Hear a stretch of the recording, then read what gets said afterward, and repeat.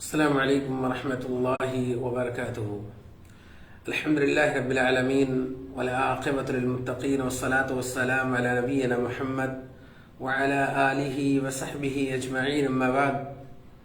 قال الله تعالى في القرآن المجيد والفرقان الحميد: أعوذ بالله من الشيطان الرجيم، بسم الله الرحمن الرحيم.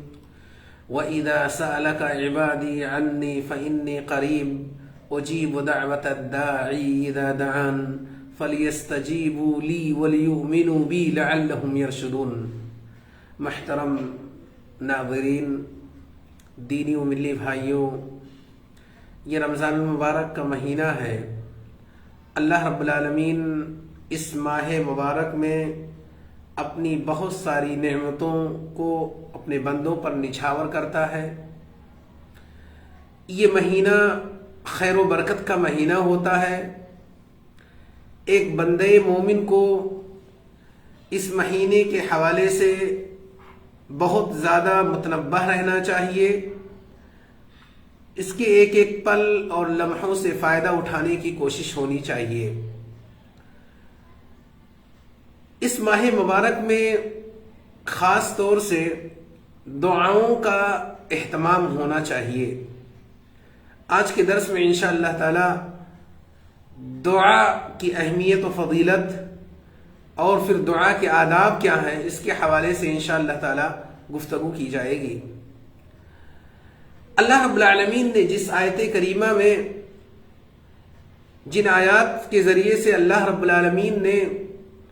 رمضان المبارک کے روزوں کو فرض قرار دیا، اللہ رب العالمین نے آیات الصیام کو دعا کے ذریعے سے اس کا اختتام کیا۔ اللہ رب العالمین رمضان المبارک کے روزوں کو فرض کرنے کے بعد میں اپنے بندوں کو اس بات کی تلقین کی اور ہدایت کی کہ اللہ کے بندے اللہ رب العالمین سے اپنا رشتہ مضبوط کریں، اور مصائب کے نزول میں جب ان کے اوپر کوئی پریشانی لاحق ہو تو ایسی صورت میں اللہ رب العالمین کو یاد کریں، اللہ رب العالمین کو پکاریں۔ اور یقینی طور پر دعا یہ بہت عظیم عبادت ہے۔ اللہ رب العالمین نے قرآن کریم کے اندر دعا کے حوالے سے فرمایا کہ وَإِذَا سَأَلَكَ عِبَادِي عَنِّي فَإِنِّي قَرِيبٌ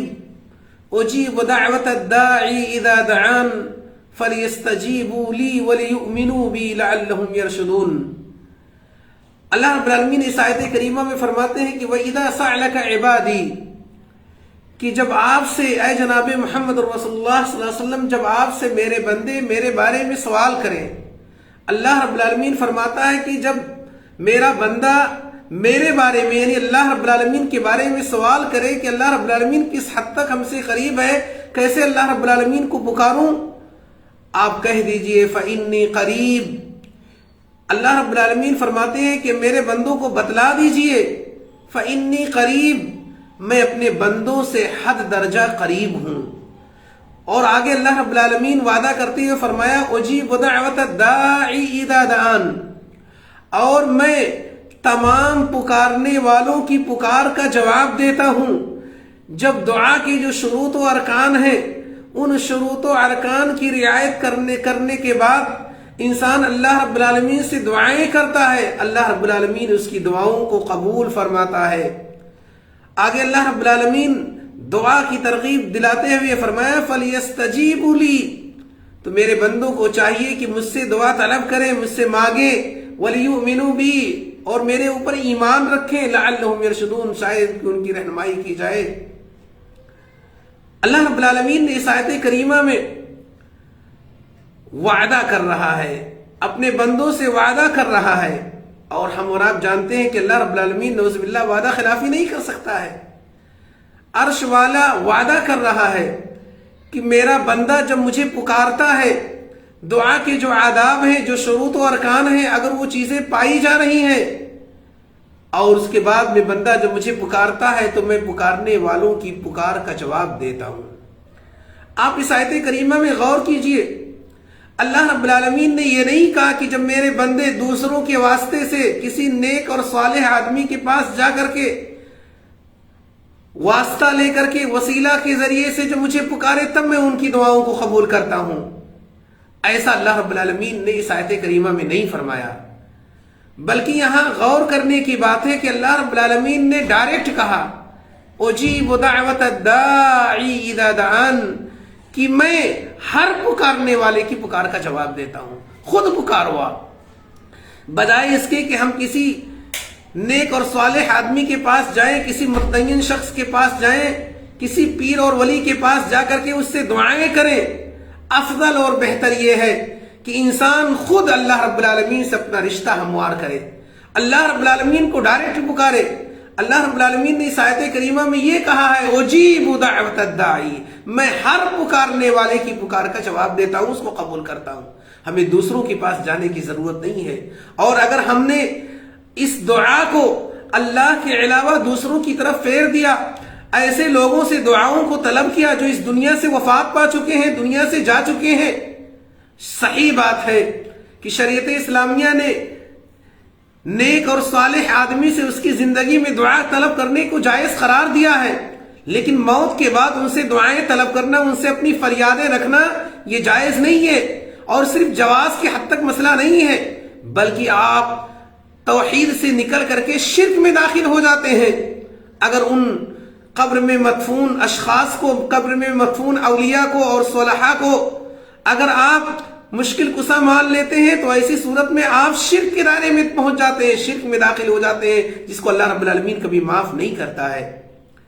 میرے دینی بھائیوں، اس ماہ مبارک میں خاص طور سے ہمیں اور آپ کو روزوں کا یعنی دعاؤں کا اہتمام کرنا چاہیے. اللہ کے رسول صلی اللہ علیہ وسلم ایک صحیح حدیث میں ارشاد فرماتے ہیں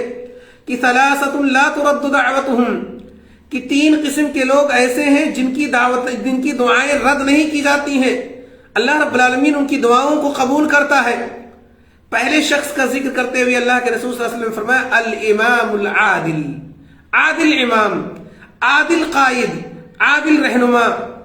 آج ہم اور آپ کا معاملہ یہ ہوتا ہے کہ ہمیں جب کسی قوم کا رہنما بنا دیا جاتا ہے، ہمیں جب قوم کا قائد بنا دیا جاتا ہے، سماج کا جب اغوا بنا دیا جاتا ہے، تو ہم اپنے جو قوم اور سماج کے لوگ ہوتے ہیں ہم ان پر ظلم و زیادتی کرتے ہیں، ہم ان پر ظلم ڈھاتے ہیں. اللہ کے رسول صلی اللہ علیہ وسلم نے ذکر کیا کہ 3 قسم کے لوگ ایسے ہیں جن کی دعائیں رائگاں نہیں جاتی ہیں، اللہ رب العالمین کی دعاؤں کو رد نہیں کرتا ہے. اور ان میں سے سب سے پہلے شخص کا ذکر کیا الامام العادل، عادل امام، عادل اغوا، انصاف پسند اغوا، انصاف پسند قائد اگر دعا کرتا ہے تو اللہ رب العالمین اس کی دعاؤں کو رائگاں نہیں کرتا ہے، رد نہیں کرتا ہے. اور دوسری قسم کا ذکر کرتے ہوئے آپ صلی اللہ علیہ وسلم نے فرمایا والصائم حتى يفطر، دوسرا وہ شخص جس کے دعاؤں کو اللہ رب العالمین رد نہیں کرتا ہے وہ روزے دار ہوتے ہیں. حتى يفطر،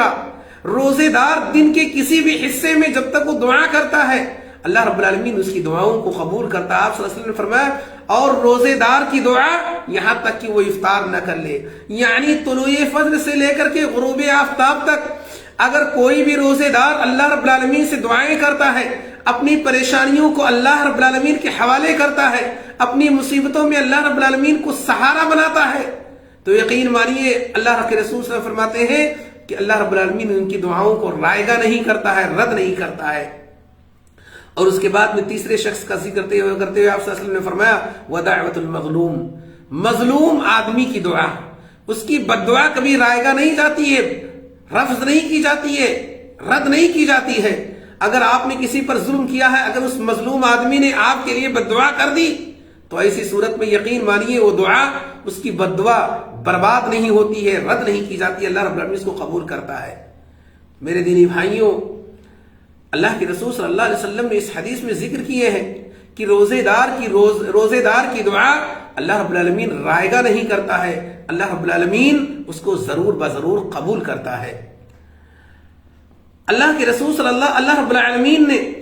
دعا یہ عبادت ہے، دعا یہ عبادت ہے. اللہ کے رسول صلی اللہ علیہ وسلم کی صحیح حدیث ہے، آپ صلی اللہ علیہ وسلم نے فرمایا، حضرت نعمان بن بشیر رضی اللہ تعالیٰ عنہ اس حدیث کے راوی ہے، آپ صلی اللہ علیہ وسلم نے فرماتے ہیں کہ الدعاء هو العبادہ، دعا یہ عبادت ہے. پھر اس کے بعد میں آپ صلی اللہ علیہ وسلم نے اس آیت کریمہ کو پڑھا وقال ربکم ادعونی استجب لکم، اور تمہارے رب نے کہا ہے، تمہارے رب نے کا فرمان ہے ادعونی، اے میرے بندو مجھے پکارو۔ عرش والا آپ کو مخاطب کر کے کہہ رہا ہے وقال ربکم، آپ کا رب کے فرمان ہے ادعونی، مجھے پکارو، مجھ سے دعا کرو، استجب لکم، میں تمہاری دعاؤں کو قبول کروں گا۔ اور آگے اللہ رب العالمین نے تحدید اور دھمکی بھی دی ہے ان الذین یستکبرون عن عبادتی، جو لوگ دعاؤں سے اعراض کرتے ہیں، جو میری عبادت سے اعراض کرتے ہیں، دعا نہیں کرتے ہیں، اللہ رب العالمین نے ان کو دھمکی دیتے ہوئے فرمایا سیدخلون جہنم داخرین، ایسے لوگوں کو اللہ رب العالمین جہنم کے اندر داخل کریں گے۔ سیدخلون، ایسے لوگ دعاؤں سے اعراض کرنے والے لوگ، اللہ رب العالمین کی عبادت کو دوسروں کی طرف پھیرنے والے لوگ جہنم رسید کیے جائیں گے، جہنم میں داخل کیے جائیں گے۔ اور اللہ کے رسول صلی اللہ علیہ وسلم نے تو دعا کو سب سے معزز اور اکرم چیز ذکر کیا ہے۔ حضرت ابو ہریرہ رضی اللہ تعالی عنہ اس حدیث کے راوی آپ صلی اللہ علیہ وسلم فرماتے ہیں کہ لیس شیء اکرم علی اللہ عز وجل من الدعاء، دعا سے مکرم اور افضل چیز اللہ رب العالمین کے نزدیک کوئی چیز نہیں ہے۔ اللہ رب العالمین دعاؤں سے خوش ہوتا ہے، اور اس کے بالمقابل میں جو لوگ دعائیں نہیں کرتے ہیں، اللہ رب العالمین کو پکارتے نہیں ہیں، اللہ رب العالمین ان سے ناراض ہوتا ہے۔ حضرت ابو ہریرہ رضی اللہ تعالیٰ فرماتے ہیں کہ اللہ کے رسول صلی اللہ علیہ وسلم نے فرمایا انہ من لم یسأل اللہ یغضب علیہ، جو لوگ اللہ سے سوال نہیں کرتے ہیں، جو اللہ سے دعائیں نہیں کرتے ہیں، یغضب علیہ، اللہ رب العالمین اس پر ناراض ہوتا ہے، غصے کا اظہار کرتا ہے۔ جو لوگ اللہ رب العالمین سے سوال نہیں کرتے ہیں، میرے دینی بھائیوں، یہ دعا توکل کی دلیل ہے، اللہ پر بھروسہ کرنے کی دلیل ہے، اس لیے ہمیں دعا کرنی چاہیے، اللہ رب العالمین سے اپنا رشتہ مضبوط کرنا چاہیے، اور کوشش یہ ہونی چاہیے کہ جب ہم دعا کریں تو ایسی صورت میں ہمیں دعاؤں کی قبولیت میں جلد بازی نہیں ہونی چاہیے۔ ہم اور آپ کا طریقہ ہوتا ہے، ہمارا تصور یہ ہوتا ہے، ہماری سوچ یہ ہوتی ہے کہ آج میں نے دعا کی مجھے یہ چیز مل جانی چاہیے۔ یقین مانیے کوئی ضروری نہیں ہے آپ کو اللہ رب العالمین وہ چیز عطا کر دے۔ کیوں؟ اس لیے کہ ہو سکتا ہے آپ کے لیے وہ چیز مفید نہ ہو، آپ کے لیے وہ چیز سوٹیبل نہ ہو، بہتر نہ ہو، اسی وجہ سے اللہ رب العالمین وہ چیز نہ دے کر کے آپ سے آنے والی مصیبتوں کو ٹال دیتا ہے۔ آپ کی دعا رائے گاہ نہیں جاتی ہے، آپ کی دعا برباد نہیں جاتی ہے۔ ایسے ہی ایک دعا کرنے والے کو چاہیے کہ اچھی چیزوں کی طلب کرے۔ ایسا نہیں ہے کہ کوئی شخص کہے کہ مجھے اے اللہ میں چوری کرنے جا رہا ہوں، مجھے اس چوری میں کامیاب کرنا، میں فلاں کے ساتھ ڈاکہ ڈالنے جا رہا ہوں، فلاں کا مال ہڑپنے جا رہا ہوں، تو میری مدد فرما۔ بلکہ دعا اچھی چیزوں کا طلب ہونا چاہیے، اچھی چیزوں کو مانگنا چاہیے، اور دعا کے وقت اللہ رب العالمین سے توقع رکھنی چاہیے، امید رکھنی چاہیے کہ اللہ رب العالمین ہماری دعاؤں کو قبول کرے گا۔ آج ہم اور آپ کا معاملہ یہ ہوتا ہے کہ ہم دعا تو کرتے ہیں لیکن ہمیں خود توقع نہیں ہوتی ہے کہ اللہ رب العالمین قبول کرے گا کہ نہیں کرے گا۔ توقع کے ساتھ، اللہ رب العالمین سے امید کے ساتھ آپ دعا کیجئے، اور آپ کا دل دعا کے وقت حاضر ہونا چاہیے، حضور قلب کے ساتھ آپ دعا کیجئے، تب جا کر کے آپ کی دعائیں قبول ہوتی ہیں۔ آپ دعا کرتے وقت کوشش یہ ہونی چاہیے کہ دعا سے پہلے آپ حرام کمائی سے اپنے آپ کو بچائیں، کیونکہ جس شخص کے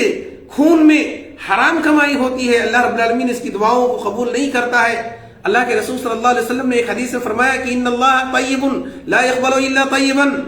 کہ اللہ رب العالمین پاک ہے اور پاک ہی چیزوں کو پسند کرتا ہے۔ اور ایسے ہی اللہ کے رسول صلی اللہ علیہ وسلم نے ایک دوسری حدیث میں فرمایا کہ ایک آدمی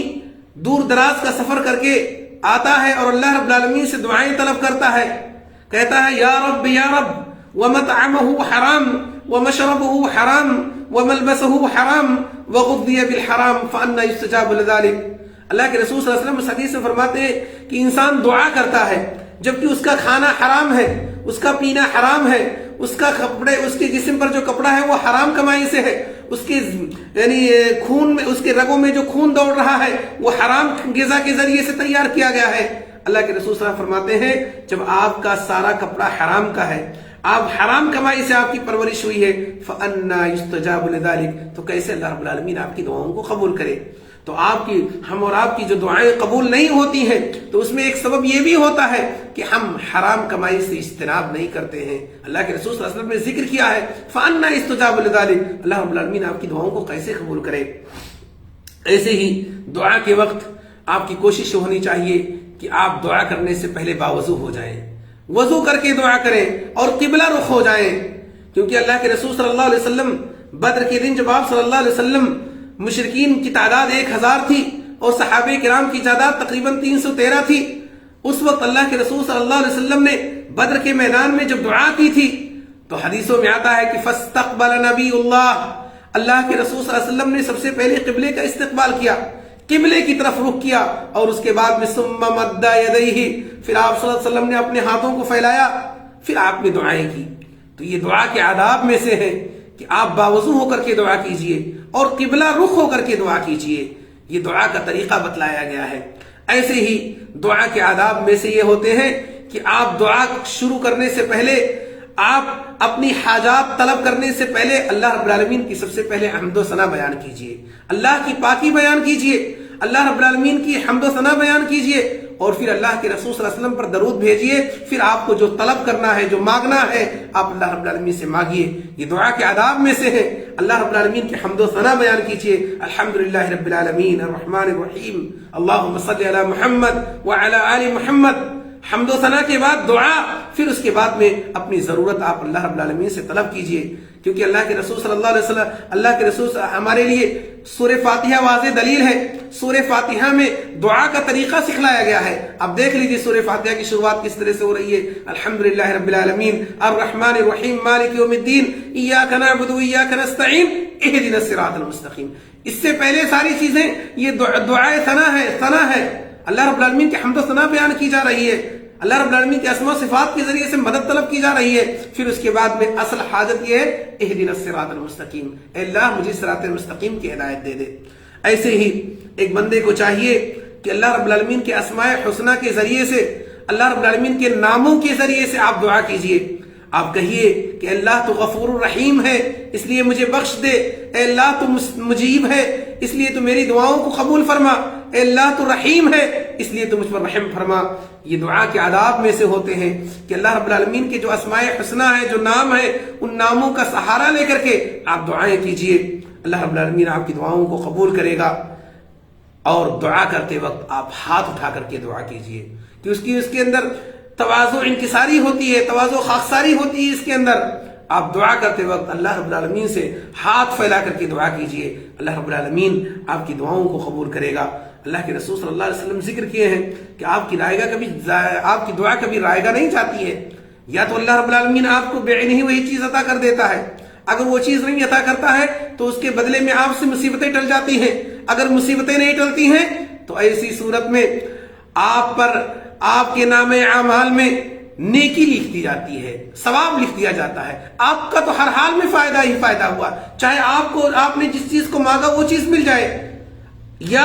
آپ سے مصیبتیں ٹل جائیں، یا آپ کے نام اعمال میں ثواب لکھ دیا جائے، تو آپ کی دعا رائگاں کہاں گئی، آپ کی دعا برباد کہاں ہوئی؟ اس لیے میرے دینی بھائیوں، خاص طور سے اس مبارک مہینے میں، اس متبرک مہینے میں ہم دعاؤں کا اہتمام کریں۔ اللہ کے رسول صلی اللہ علیہ وسلم نے ایک حدیث میں فرمایا کہ اس شخص سے بڑا بدنصیب کوئی شخص نہیں ہو سکتا ہے جو رمضان المبارک کو پالے اور اپنی بخشش نہ کروا لے۔ ہم اللہ رب العالمین سے دعا کریں، اپنی گناہوں پر نادم اور شرمندہ ہوں، توبہ استغفار کریں، آپ نے جو گناہوں کو انجام دیا ہے آپ اس کے حوالے سے اللہ رب العالمین سے توبہ کیجئے، آپ کی دلوں کے بارے میں بھی اللہ رب العالمین باخبر ہے، اپنے درمیان اور اللہ رب العالمین کے درمیان رشتہ مضبوط کیجئے تاکہ اللہ رب العالمین آپ کی دعاؤں کو قبول کرے۔ الہ العالمین سے دعا گو ہوں کہ الہ العالمین تو ہم سب کی مغفرت فرما، الہ العالمین جو ہم سے چوک اور غلطیاں ہوئی ہیں الہ العالمین تو ان کو بخش دے، الہ العالمین ہم سب کو اس ماہ مبارک کی خیر و برکات سے استفادہ کرنے کی توفیق عطا فرما، آمین۔ ھذا واللہ اعلم وصلی اللہ علی نبینا محمد وعلی آلہ وصحبہ اجمعین، والسلام علیکم ورحمۃ اللہ وبرکاتہ۔